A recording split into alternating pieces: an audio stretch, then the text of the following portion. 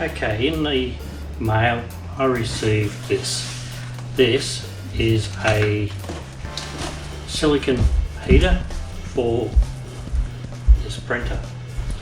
The biggest problem I found with this printer is the time it takes to warm up. With its 200 watt heater, it takes around 22 minutes for the bed to reach 65 degrees C. I'm actually finding I'm trying to fit all of my prints where possible onto the smaller printer, which only takes a few minutes to heat up. So for that reason, we're going to upgrade the bed on this from a 200 watt heater to a 1300 watt heater. This one does run at 220 volts, so hopefully it shouldn't be too hard to install.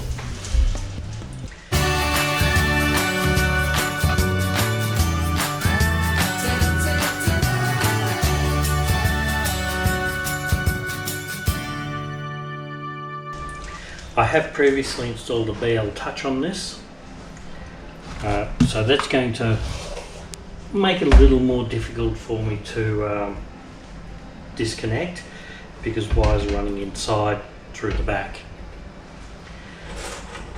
But nonetheless, we will endeavour to make this work. So first thing we want to do is make sure it's all turned off and unplugged, and remove the breakable glass bed.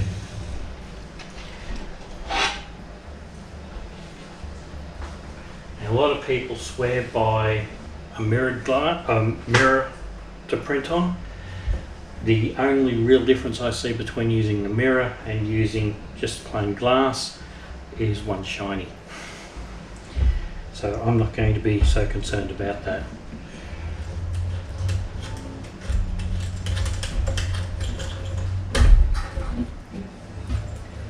So this is the heated bed component cable. It carries a thermistor and the 12 volt heater. This is 12 volt. I have actually had it open in a previous video, which I'll link to, so you'll be able to see for yourself.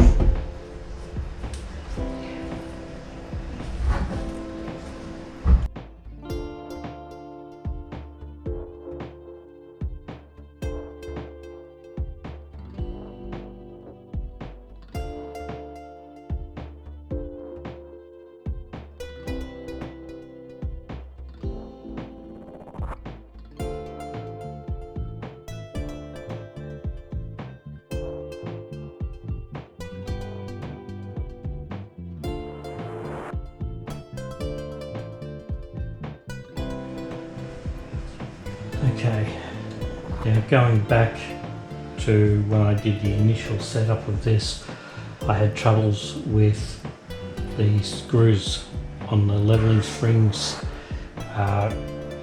spinning in their holes, making it very difficult to adjust the level. I mean, these knobs are small enough as it is, but when your screws turn underneath your glass bed, it makes it extremely difficult to level. So I modified this by putting nuts in the top, lock nuts, so that the screws wouldn't spin.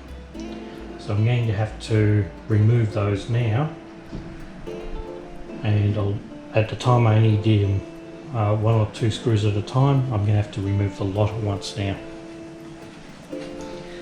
And it also means I have to re-level the bed when I'm finished.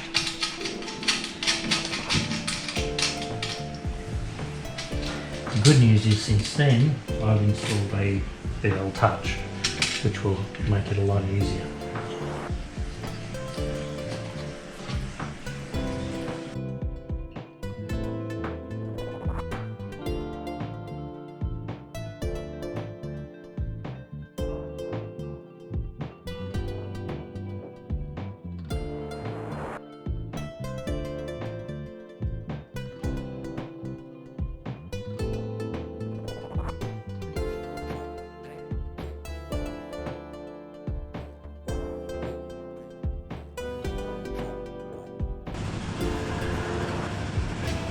Okay, there are screws holding the original heater bed onto the bottom, so we'll remove those.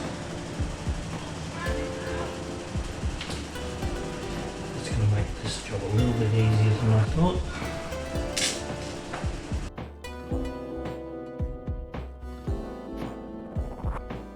That looks suspiciously like the heat bed off an Ender 3.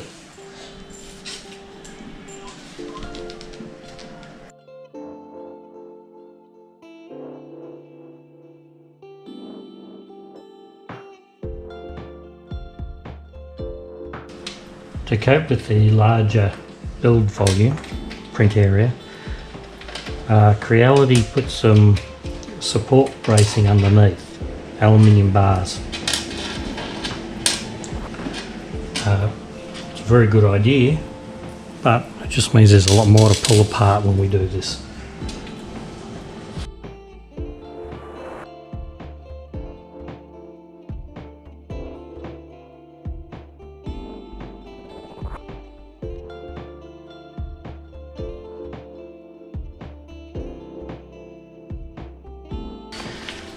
Okay, installation. Prior to installing your isothermal heater, checks for suspected damage to the heater. Ensure that there's sufficient clearance between the heater and other components to avoid thermal damage. Ensure the heater does not cover another heater or any other obstruction. It's not designed to fit over. For pressure sensitive adhesive PSA heaters, just peel off the backing and apply. It will adhere to most clean, smooth surfaces. Prior to mounting your heater, find a location within the enclosure where there is sufficient clearance between the heater and other components. Determine whether the vertical or horizontal mounting is preferable.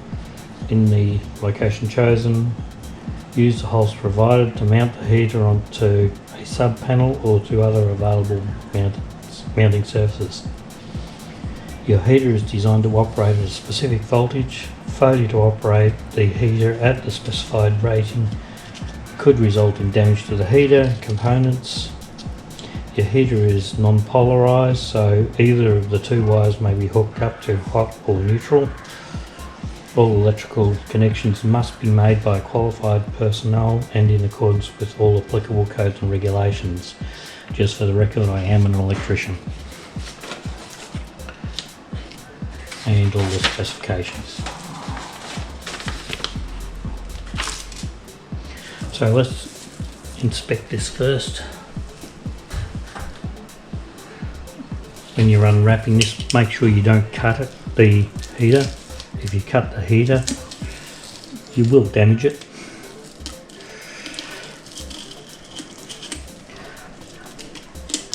Now you can order these heaters with or without the holes in them. If you have spots where screws need to go through, order it with the holes. Do not drill holes into a heater. During construction of the various layers, the holes are located and the heating element is clear of those spots.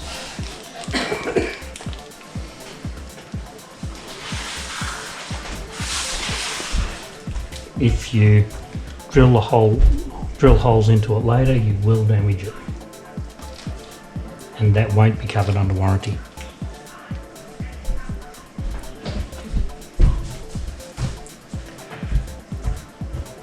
Okay.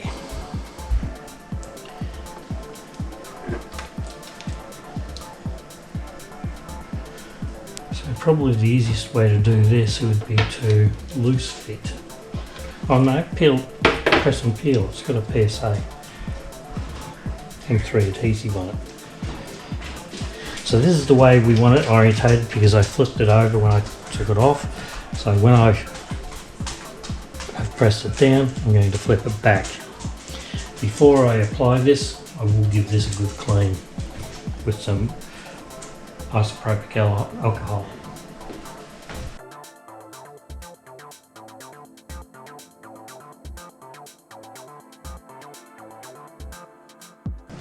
Wasn't too bad. Alright, before sticking your heater down, make sure you stick it to the right side. The easiest way to make sure you stick it to the right side is the top side has countersunk holes. The back side where we need to stick it to does not.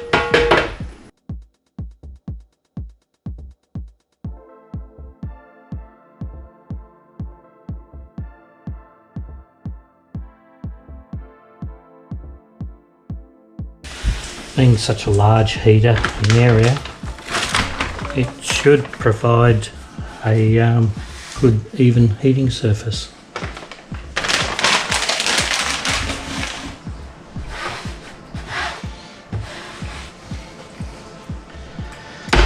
Okay, so our wires, the two white wires are the 220 volt power for the heater, and the two red ones are the thermistor.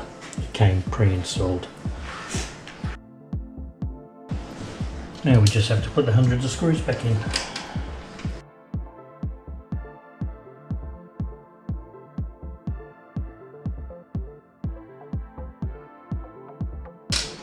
Now you may have noticed I haven't tightened any of these screws up yet. Just a tip when you've got a lot of screws to put in, get them all started first, then tighten them up. Otherwise, if you have a misaligned hole for any reason, you can't get this, you may end up not being able to get a screw or two in.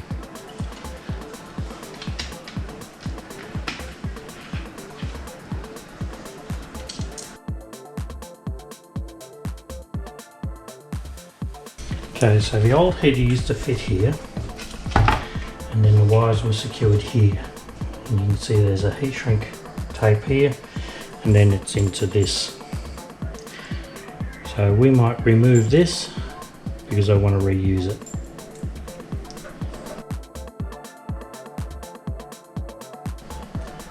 Now a thermistor is a resistor that changes temperature with heat, and resistors are not polarized, so we can actually put that on either way around. The heater is also not polarized. But the new heater is AC, and AC is, by its very definition, alternating current. So with alternating current, the polarity is reversing. Now they usually have a screw in these.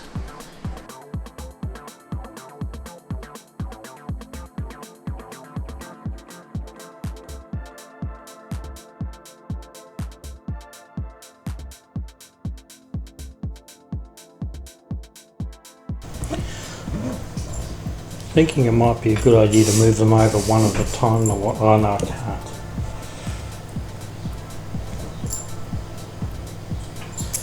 Right, so the power is on this side relative to the notch. And this thermistor is on the far side. So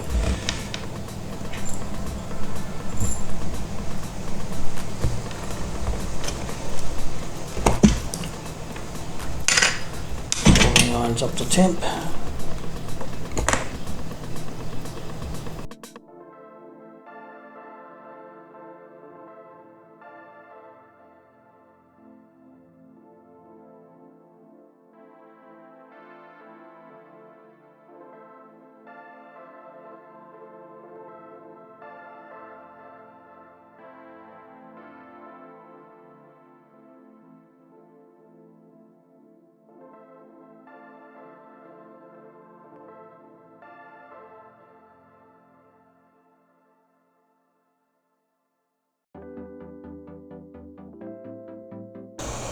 Now, in case you're wondering, my soldering station is a full rework station, and this is actually a hot air nozzle for reworking surface mount devices.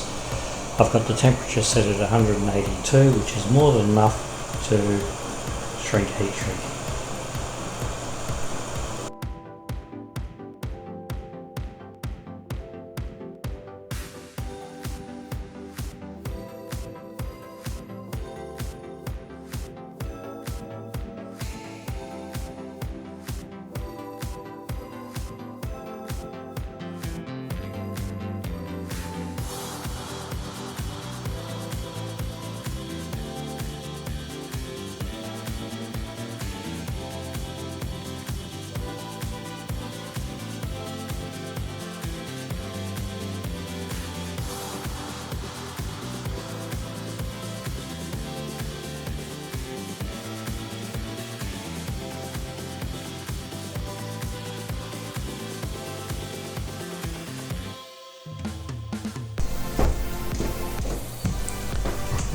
So this bit of heat shrink will go to the end of here and then in.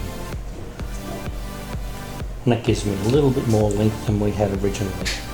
The original heat shrink stops, or not heat shrink, but the original mesh stops here, whereas it used to go back to around here somewhere. So that gives me a bit more leeway on my cables. Okay, the plan was to remove this MOSFET and mount this solid state relay in its place, and then simply wire the connections using the active wire from the plug going to the power supply back to the high voltage switch side on the SSR, and then supply it from that point, and instead of switching the neutral or the negative wire, connect that back to the power, the 240 volt, and get power from this for the 240 volt. Then I can use the existing control wire to then drive the low voltage input. In theory it sounds fine. The connector is rated at 250 volt, which is fine, except on the back, I'll just put this back in here, there are exposed pins. So at 240 volt would be exposed on these pins when it's running. That's the one that has stopped me from proceeding using down this path at this stage. What I can do to continue with this build, because I still want this switching it, is to use an external box, mount this on the external box. The other problem was I was going to pull that out and put this in its place, but there are two standoffs that are spot welded on. So I'm going to mount that in a separate box with that in on top, mount it on the side like so, a 240 volt fan to provide cooling for this, and just terminal strip inside. So I'll have to get those. I haven't got those on hand yet, so I'll continue this project when I get those parts. To make sure you catch that, subscribe and ring that notification bell, and I'll see you on the next video.